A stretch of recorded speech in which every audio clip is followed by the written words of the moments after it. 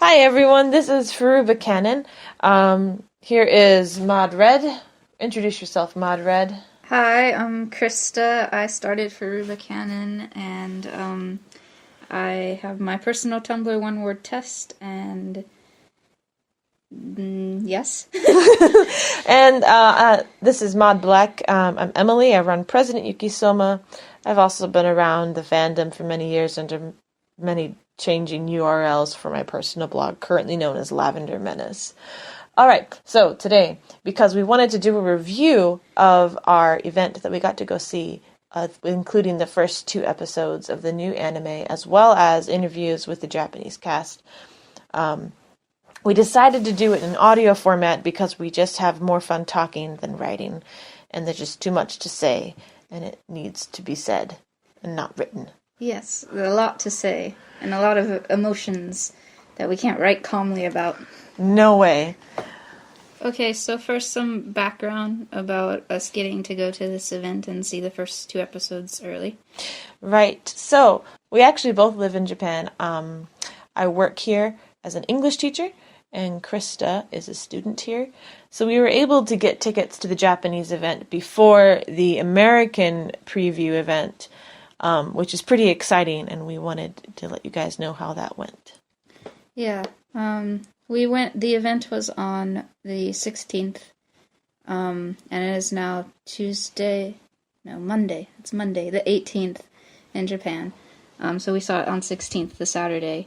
And we will probably be uploading this review tomorrow evening. Hopefully. Which would be Tuesday morning for most listeners in the U.S. Great. And before we can get into it, we should just say this is not spoiler-free, just like our blog is not spoiler-free. There are going to be spoilers, of course, for the first 2 episodes of the anime, as well as spoilers for the manga, including future events in the anime. So, you may listen with caution, and if you choose to listen to a review, I hope you enjoy it. Yes. Okay. So first, we're going to talk about the event itself. Right. So the event, the one we went to, they were showing it in theaters all over Japan, but we went to one in Tokyo. Yes, there were 3 theaters in Tokyo. We were in the one in Ueno. And we went early so that we could get some merchandise, which was going to be available.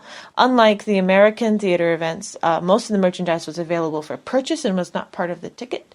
But we did buy clear files and little pouches with characters. We got Yuki and Kyo, and also bags. And it was just a lot of fun. Yeah.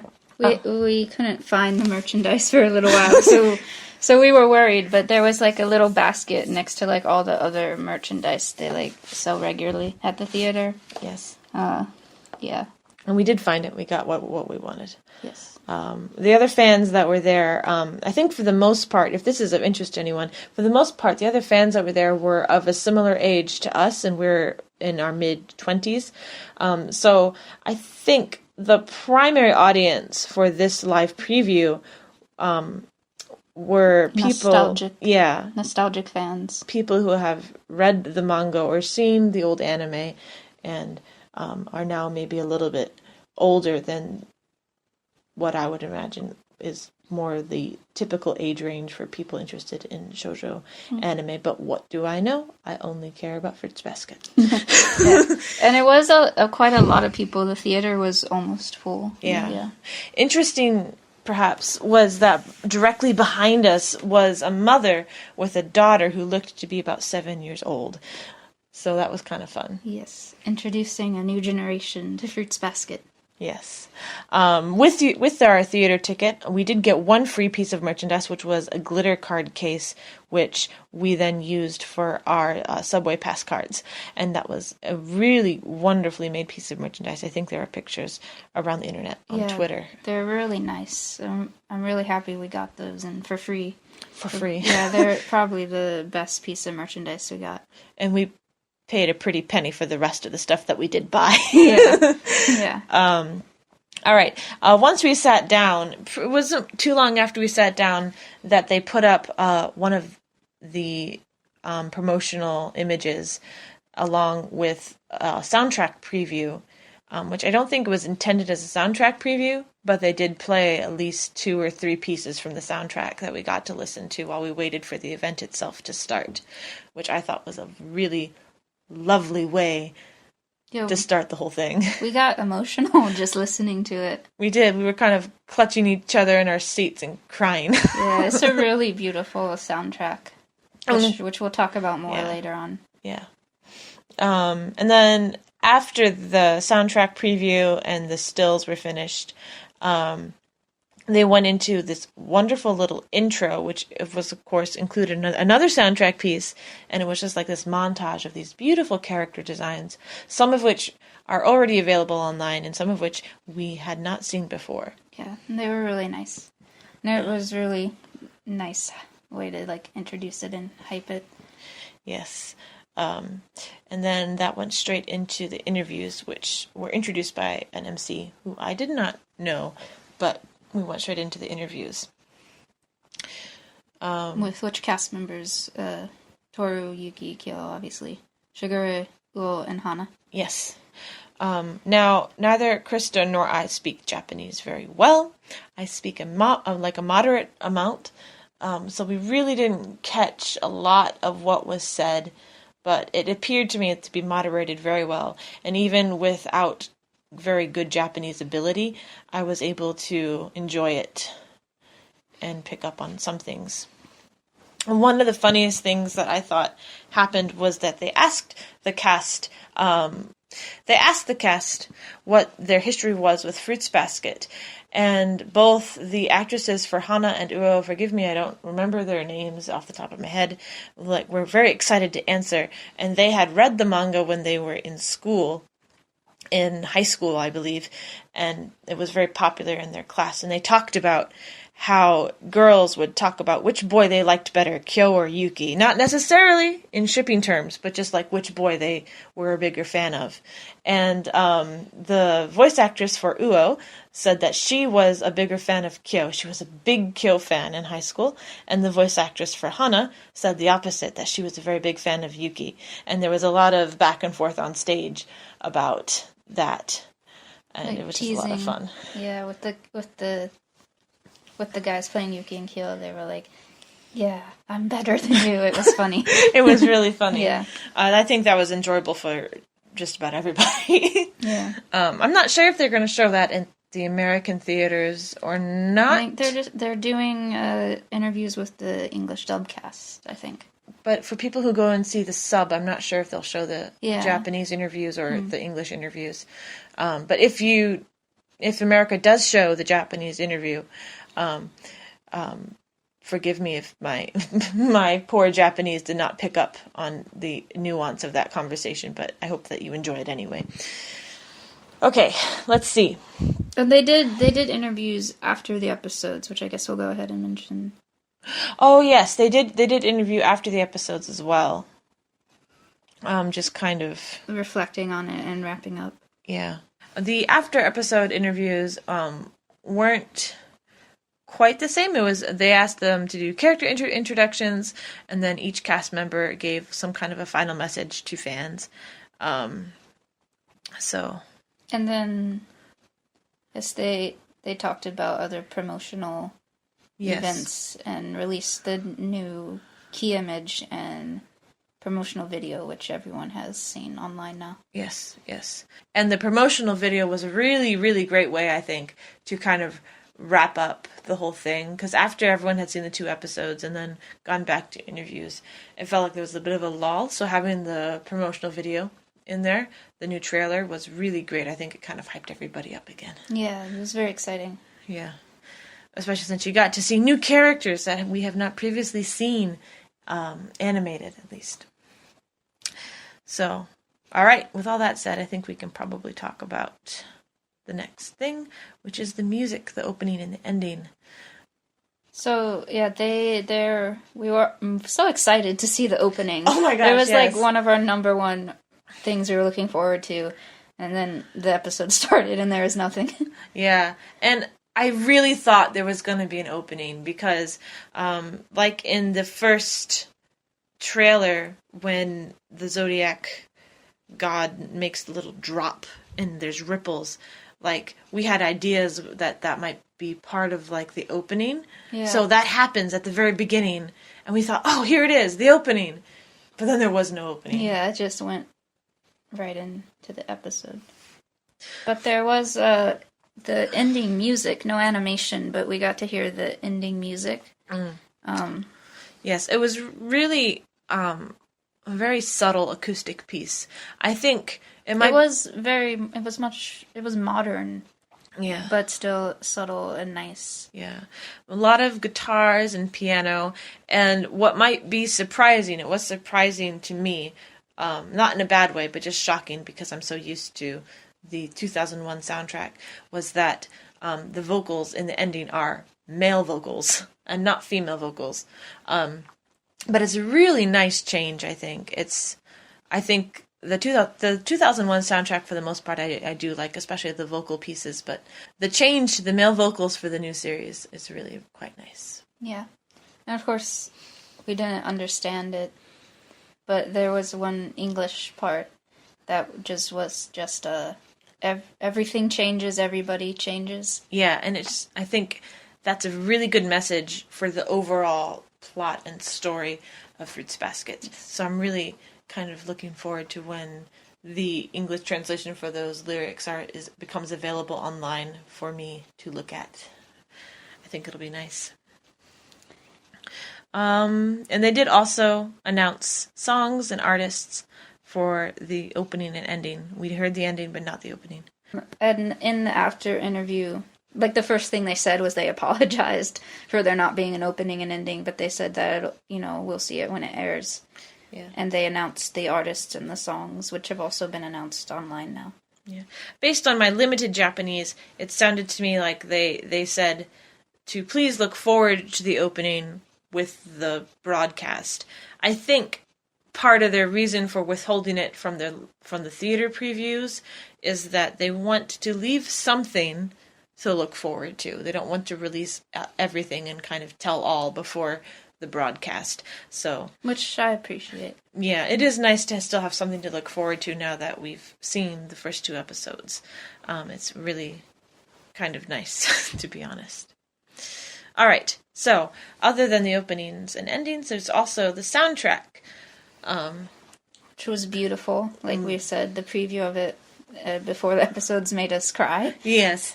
So emotional and beautiful and lovely. We of course heard it throughout the 2 episodes, but I think during the preview is when we got to listen to it more closely. A lot of it is orchestrated and very emotional to the point that we were crying just listening to it. Yeah, it matches the feeling of the series very well. I think that when the soundtrack is released, I'm going to have it on repeat, to be honest. And besides, like, the emotional pieces, there were also upbeat pieces. Yeah. Like the first fight scene between Kyo and Yuki. And a piece I really loved was when Kyo goes to school the first time, is in the classroom, and all the girls are crowding around him before he jumps out the window. The piece that played during that was very upbeat and fun, and I really liked it.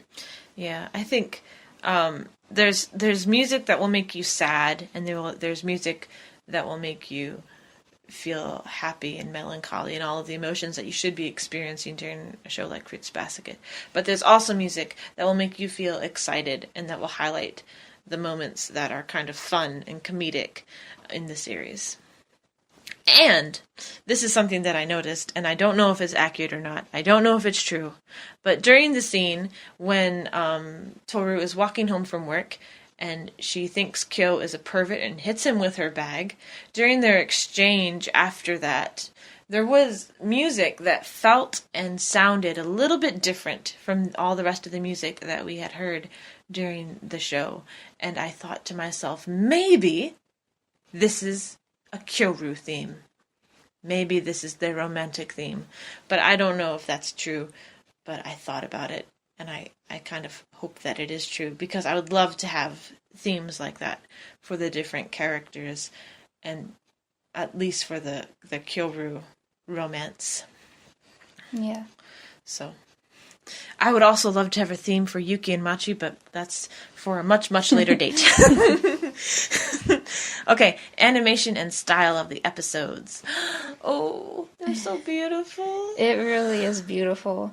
And I think people have been saying since the new trailer was released how dynamic it is, and it really is. Like, Yeah. there's so few moments that are just, like, still. It's, like, always moving. Yes. Even if a character in the foreground isn't necessarily moving, there's a character in the background or a set in the background that is moving and in motion. You're never just looking at an image on the screen as it pans across. And it was just really gorgeous to look at. And everything is very fluid. It feels like everything moves smoothly. Yes. As for the colors, something which actually the voice actress for Toru said a lot during her interview, Manaka Iwami, I remember her name.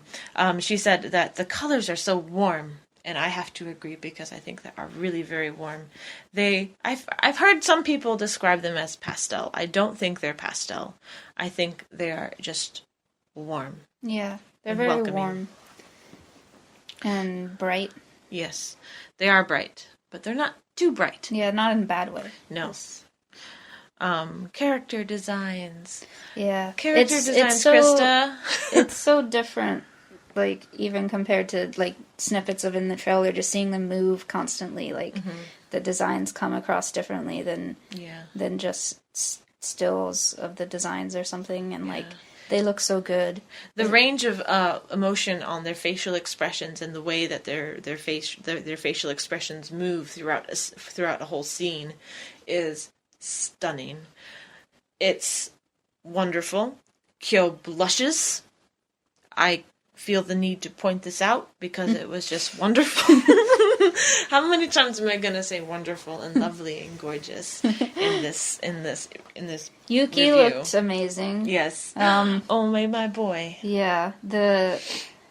I feel like while watching it, like seeing the character design releases and the trailers up to this point and the images, I thought, these are the characters I know, but it's like a different style from what I've known them before. But like actually watching it, I had no hint of feeling like, oh, this is different. I was just like, oh, that's them.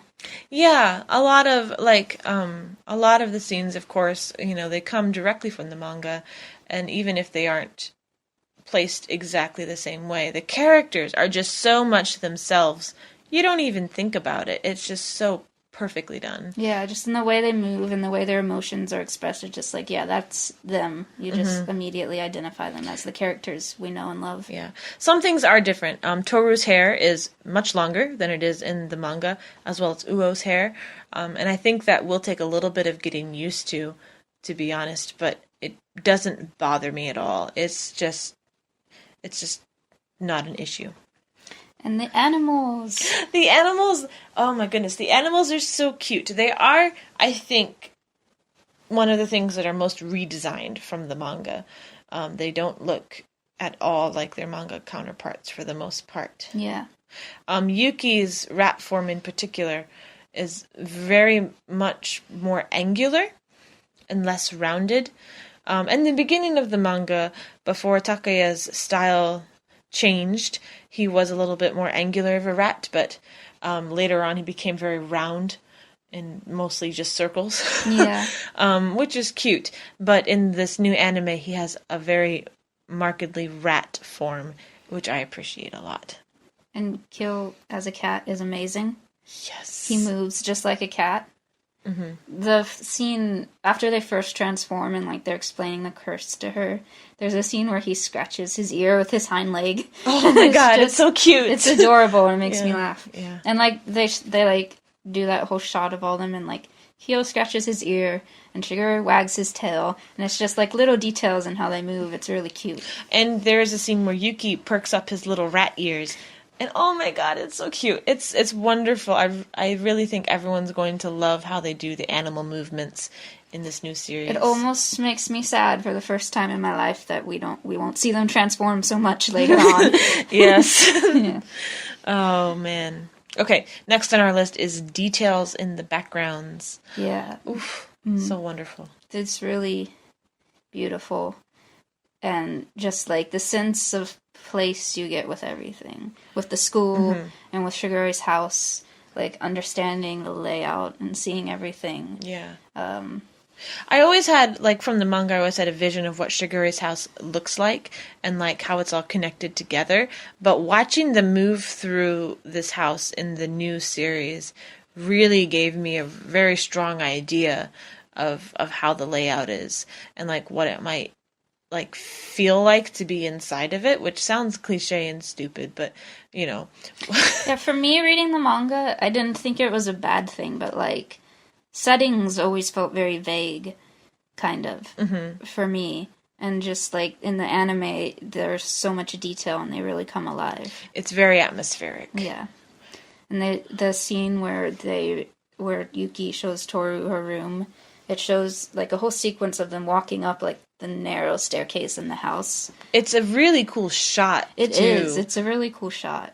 And speaking of that shot, for all you people, when you go see it in the theater and you can't rewind and go check, yes, that's Kyo through the window. Yes. Please keep an eye out for it. It's such a cool shot. It's really cool. And it's like a blink and you miss it moment because he kind of blends in with the background of the trees. But, like, it's a shot of them walking up the stairs and the window behind them and Kyo standing in the tree. Yes. It's really cool. Yes. It's great. All right. Just the other thing, the next thing is like the way it's animated is really cinematic, like we just said with like the shot with the stairs. Yeah, it's like I have to admit I've not seen a lot of anime, especially not in recent years, but it feels more like a movie than like an anime episode to me. Yeah. It does. It's so well paced and just the framing of every moment is so well done. And it seems very well thought out. They do like such a good job of just like a variation of like shots of wide shots and close-ups and just really cool different things. Yes. You wanted to talk about the fight scene? Oh, yes. All right. So, during one of the fight scenes, is it the first or the second fight scene? It's got to be the second one. Yeah, it's the, like, after Kyo hits Toru with the table, and then Yuki's like, okay, I'll fight you now.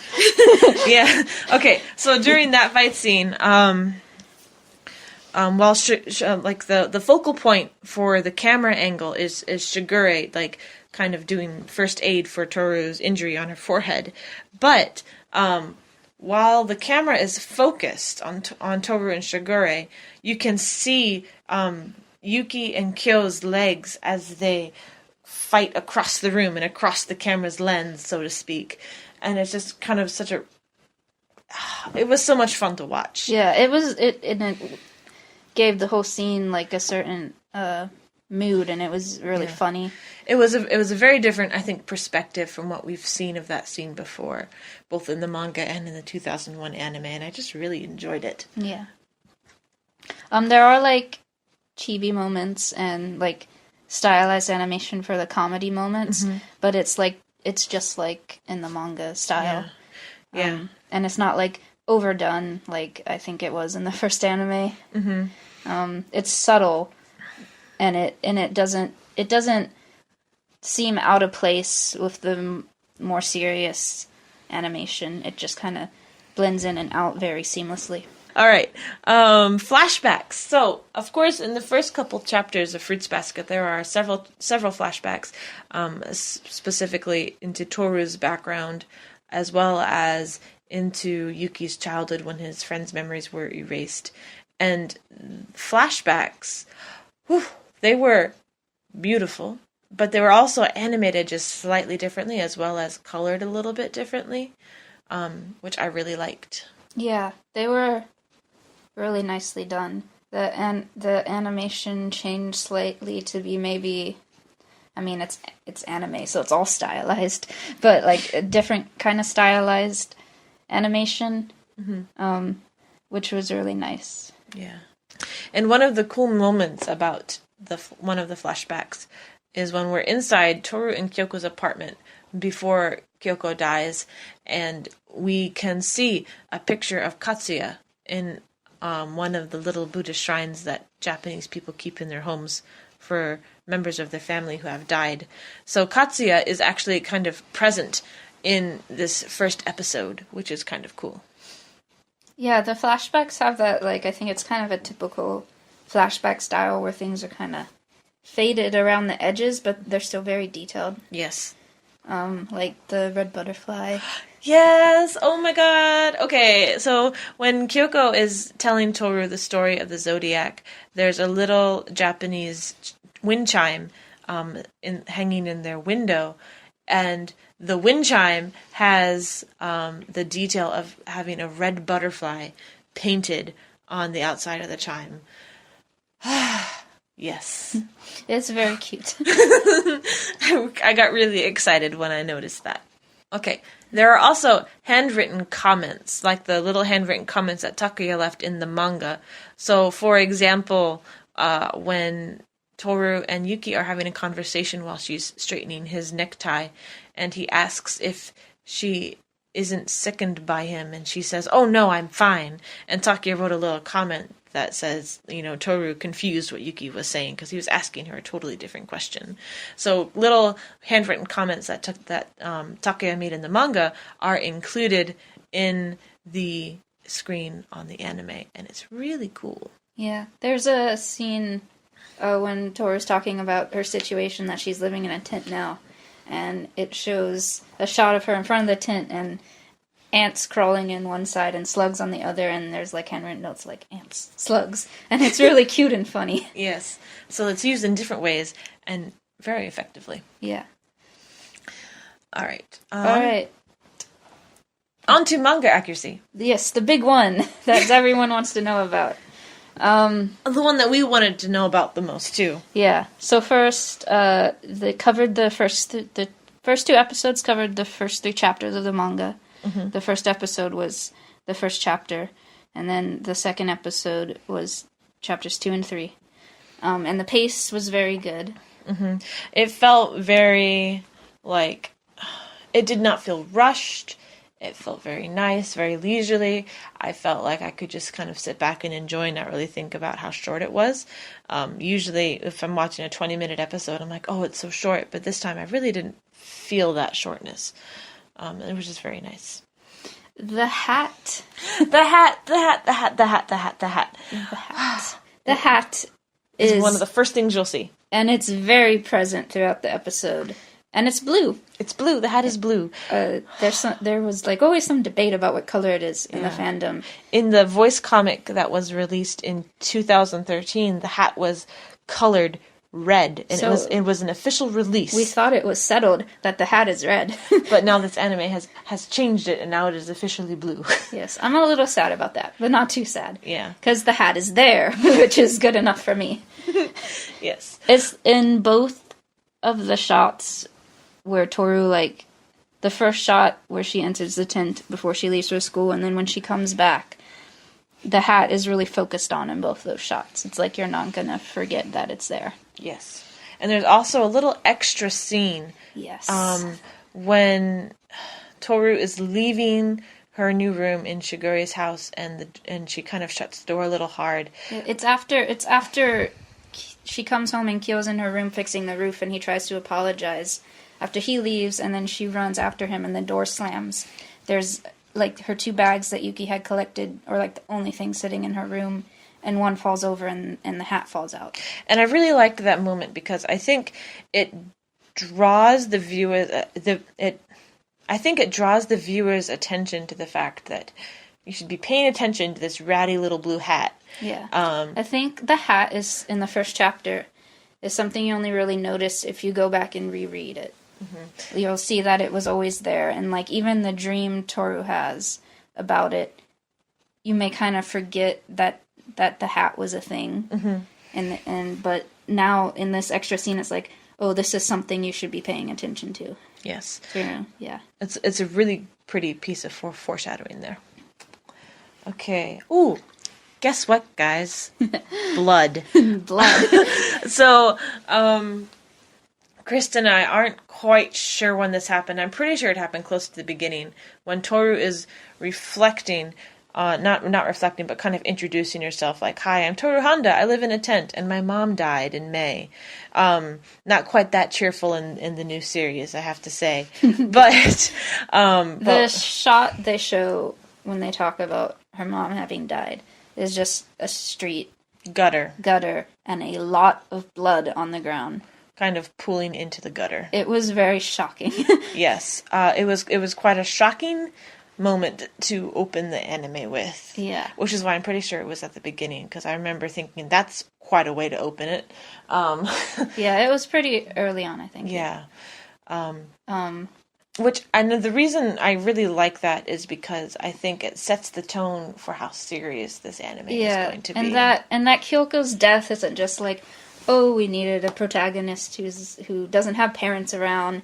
It's just like another orphaned protagonist. It's like her mother's death is a big serious thing. Yes.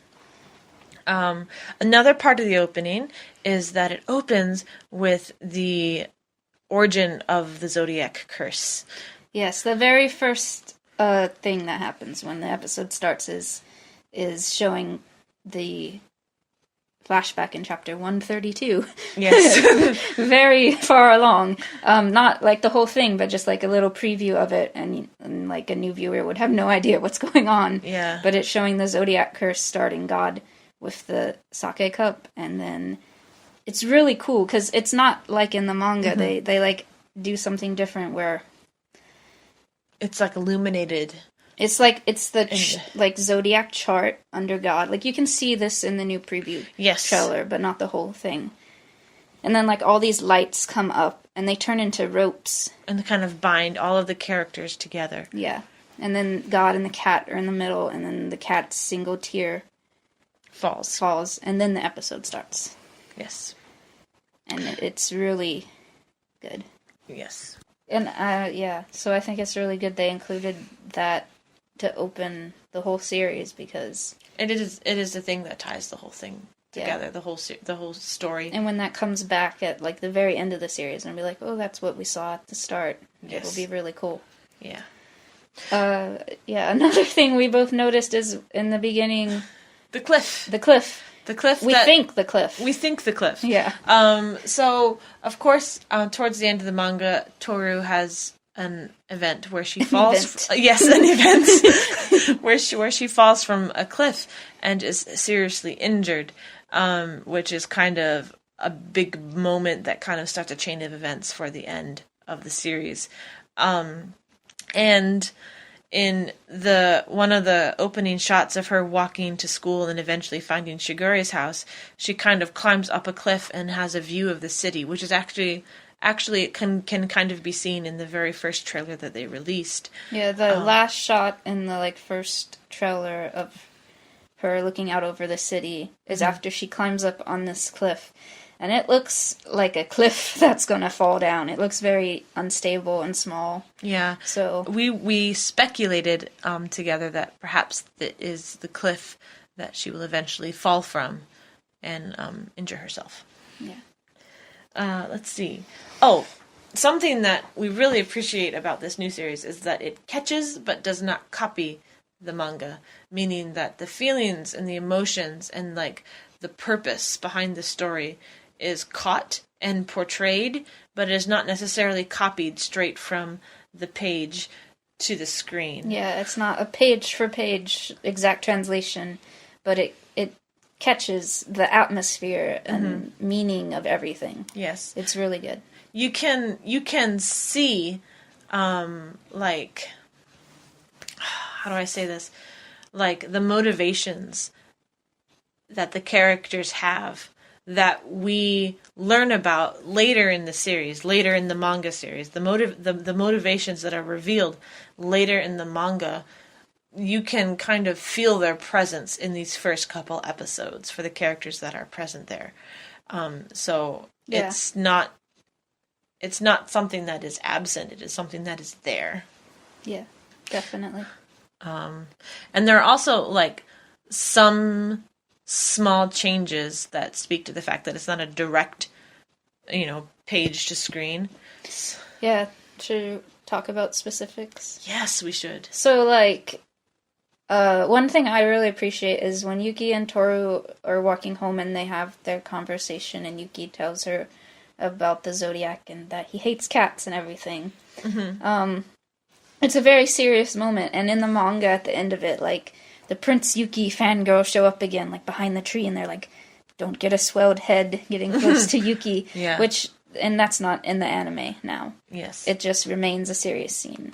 Which I really like, because I think that scene is meant to be serious, and I think having the fangirls in the background kind of breaks that a little bit. Yeah. And in the in the new anime, that serious scene transitions to another serious scene. So having the fangirls in the background of that interaction between Yuki and Toru would kind of spoil the mood. Yeah.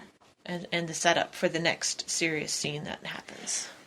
And they show Yuki in cooking class. It's so funny. He's wearing an apron and, like, cutting a daikon. No, I think it's a rolled egg. A rolled egg? Oh, yeah, it's tamagoyaki. Oh, yeah. he's cutting tamagoyaki. And it's so funny because it's kind of a departure from his character in the manga, actually. I feel like he's having a panic attack the whole time. Like, they can't know. I don't know how to cook. Yeah. I'm interested to see what happens with that. Because he looks so calm and, like, angelic doing it. He's faking his way through it. I can use a knife. I can use a knife. I can do it. But it's nice to see those little differences that, don't mean anything. Mm-hmm. They don't change anything. They just add a little extra something to it. Yeah. And they, like, added some comedy. Yes, they added a little bit of comedy here and there. Not like the first anime added comedy. It's not slapstick. It's very... It's subtle. Fits. My favorite is, like... first, the scene where Yuki talks to Toru about how her memory might need to be erased is changed from being in the hallway to in a classroom. Mm-hmm. Which is nice, because it gives it a more private atmosphere. Mm-hmm. But then when she, like, accidentally hugs him and he transforms and there's, like, a crash, it shows this, like, other student walking by the classroom and then she, like, hears the crash. And she's kind of like, huh? She's, like, looks back like, huh? But doesn't see anything, so she keeps walking. Yeah. It's, like, a real subtle comedy moment, but it was funny. Yes. Let's see. Also, another little change is that in the manga and in the 2001 anime... Kyo jumps from a 3-story window, but he actually jumps from a 4-story window in this new series. He's being extra.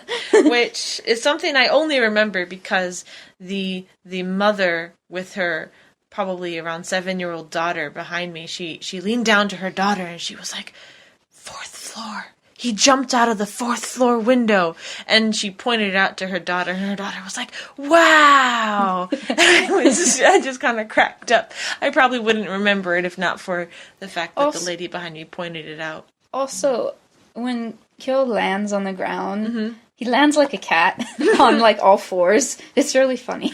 Yeah. I don't remember if it's like that in the manga, or if he just landed on his feet. Have it here. We can check. Oh, there it is. It doesn't really show him landing in the manga. It's just like he lands running. Yeah, he lands on a run. But he landed like a cat in the new anime, and it was really funny. Yeah.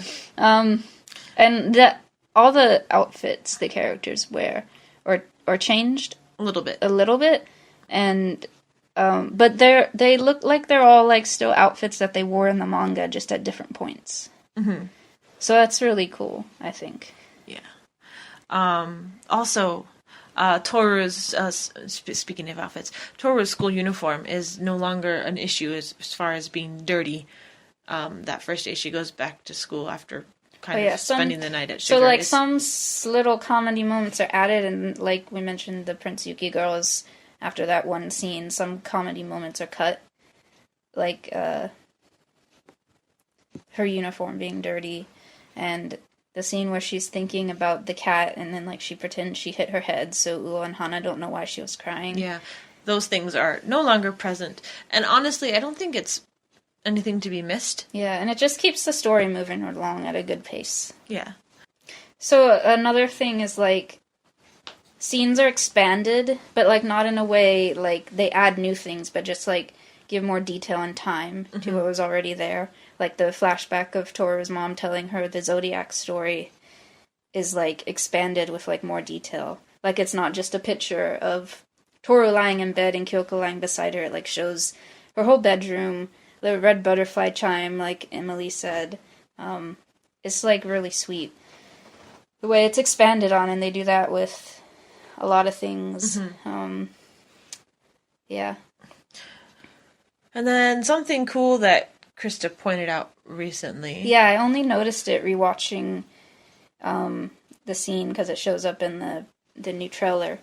Is when Toru first hugs Kyo to stop him from fighting. She's holding Kyoko's picture in her hands, which she isn't in the manga. No. Which I just think is an interesting little detail. Yeah, it makes Kyoko very present in the first time that she meets Kyo, which is great foreshadowing for the reveal of Kyo and Kyoko's friendship that we'll get later on, and his presence at her death. Hey, we warned you about spoilers. So I think it's a really great little addition that they added in. Yeah. The tone. Now that we started talking about death, let's talk about the tone. Yeah. So yeah, like we've mentioned, there are a lot of comedic moments, but the overall tone is more serious and feels like the story has weight to it. Yes. Like the 2001 anime to me always felt like it was going to float away. It was so lighthearted, but this story is like grounded in something really serious. A really good example of that is that the 2001 anime had this edition of a Prince Yuki fan club dance and a chant that kind of introduced them to the viewers. But in this new series, that is not present, of course, because it is entirely separate from the old series. And instead, the fangirls confronting Toru about walking to school with Yuki is just kind of there. And it's still funny. It's still funny, and it's actually enjoyable to watch to me now. I really didn't care for it or enjoy it in the old anime. I kind of just cringed through it.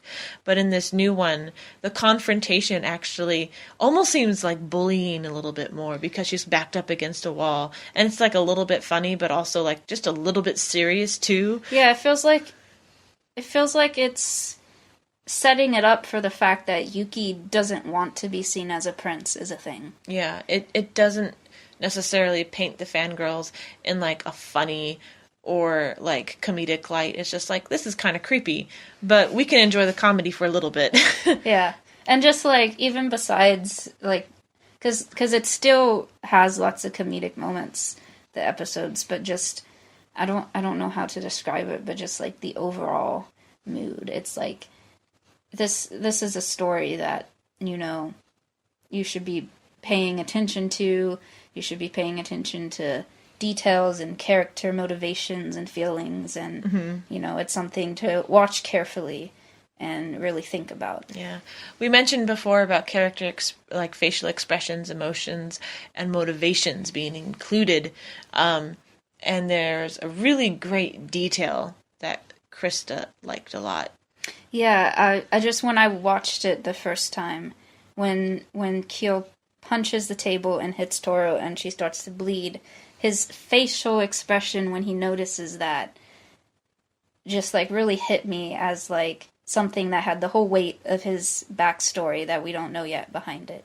Of that he knows who Toru is, he knows about her mother and blames himself for her death. It felt like, it wasn't just like this random angry, hot-headed boy hit this girl, and he shows a little bit of emotion because he might care about her. It's like, oh no, this boy knows this girl, and he's freaked out that she's in his house, and now he's caused her an injury, and it's just like, the expressions really have that weight and emotion and motivations of things we don't know yet behind them. Yes.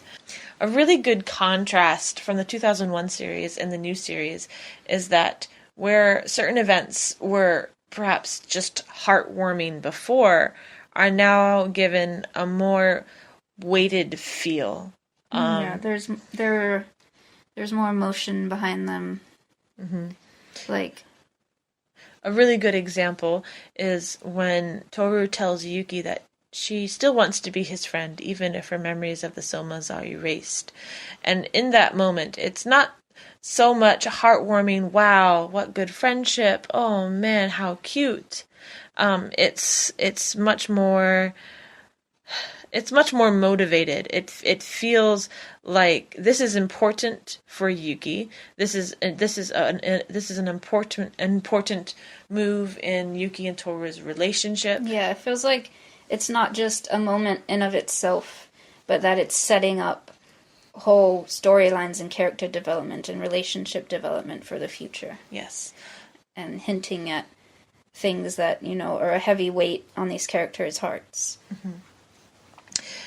Let's see. And speaking of things that have more emotional weight. Yeah. We got hit hard by some things watching this that haven't hit us for a long time in the manga, having been fans of it for so many years, or maybe even never really hit us in the same way that the anime gave a new light to. Mm-hmm. In particular, Kyoko's death. Yeah. So there's a lot of like flashbacks and like kind of character setup, and they talk about how Kyoko has died several different times, and there's one scene in particular, I believe, when she's telling Shigure about how she did not tell her mom to come home safe on the day that her mom left and then was in a traffic accident. And while she's telling that, it shows just her mom leaving the house. Yes. And the door closing behind her, but the whole atmosphere and the way it's done with the sound and Toru telling the story and everything, it just like hits you so hard that after that door closes, she's never going to see her mom again. Yeah. And she didn't say come back to her. Yeah. That hit me so hard. For like the first time I really felt the weight of Kyoko's death from like Toru's point of view. Yeah. Of course, I've always felt sad that Kyoko died, and in particular towards the end when she has her own point of view during her death, and she sees Katsuya, and they kind of she goes away and gets to see Katsuya again, and he tells her that she did a good job. Like that always hit me hard. That always made me feel very emotional, very sad. But that was from Kyoko's point of view. But I've never really felt that sadness from Toru's point of view, because Toru is always so careful to be so happy. Yeah, and it's like always just a fact from the time the story starts. Oh, the protagonist's mom is dead. But this, it was like, wow. Like, this girl has lost her mother. She's on her own. It just, like, gave a new dimension and depth to Toru's character that I've never really felt before. It really was a new perspective. Yeah. And then there was also a lot of but there was a lot of well-deserved emphasis on the Kyo and Yuki rivalry that wasn't just, oh, these two boys don't like each other and they're going to fight all the time. Yeah, it was more than that. I got emotional after their like fight, after Kyo hurts Toru and Yuki throws him this time into the pond. The like last moment after both Yuki and Toru have left for school, and Shigure is like, what do you do now? And he's like, you better apologize to Toru later. And Kyo says, shut up. Like, it's a funny moment because Kyo's sitting in a pond with a frog on his head. But at the same time, it, like, feels very serious. Like, this whole thing that we just saw of Yuki and Kyo fighting wasn't just like this funny thing, but it's like a big deal. And about their relationship, Kyo's relationship with the curse, and Yuki's relationship with him. It felt like, oh, this is something bigger than what we just saw. Yes. It made me emotional. Yeah. The whole thing, all the time, made me emotional. But, yeah. It was a very emotional viewing of the episode. We were kind of sitting in our seats, clutching each other, and kind of having heated whispering back and forth Yes. about different things and trying to keep it down because we were trying to be polite and no one else was really talking during the show. But we were just, so many emotions. Yes, we were just like silently screaming every 5 seconds. Yeah. And like clutching each other's hands, like squeezing really hard when we saw something that we were like, oh my god. With that said, that's all the notes we have on the story itself. But we also wanted to talk really quickly before we finish up about the voice acting. Now, this is not at all related to the English dub, as we saw this in Japan, and this is only the Japanese voices.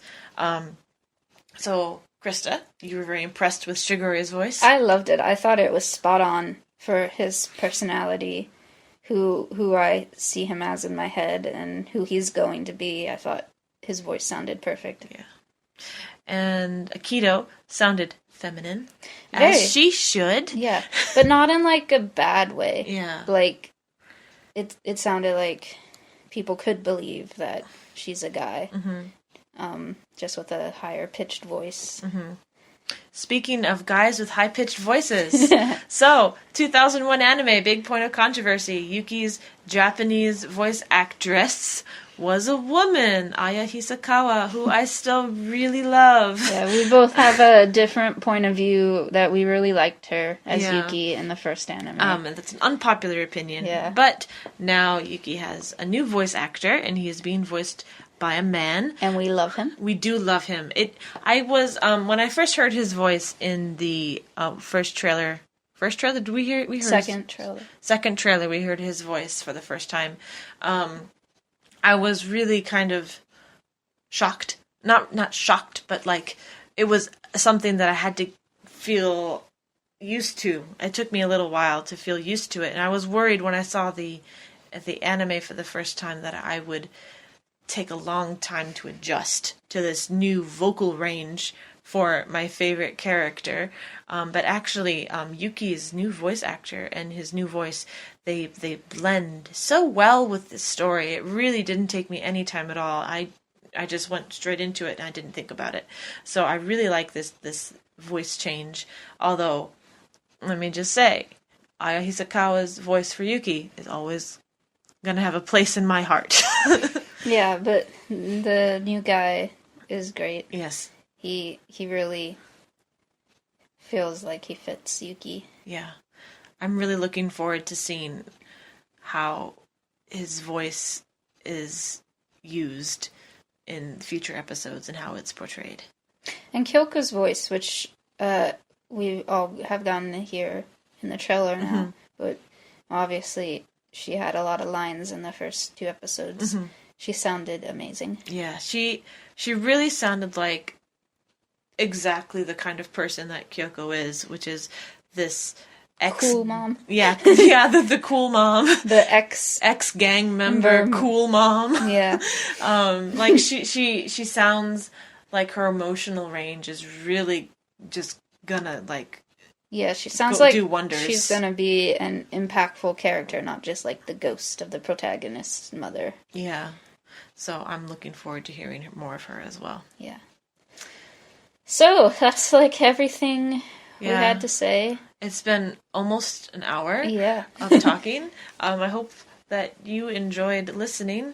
And everyone who has tickets to the theater preview in the U.S., I hope you enjoy. It's going to be amazing. Yeah, you're not ready. Yeah, I mean, there's no way you can be prepared for what you're about to see. It's really going to be masterful and wonderful.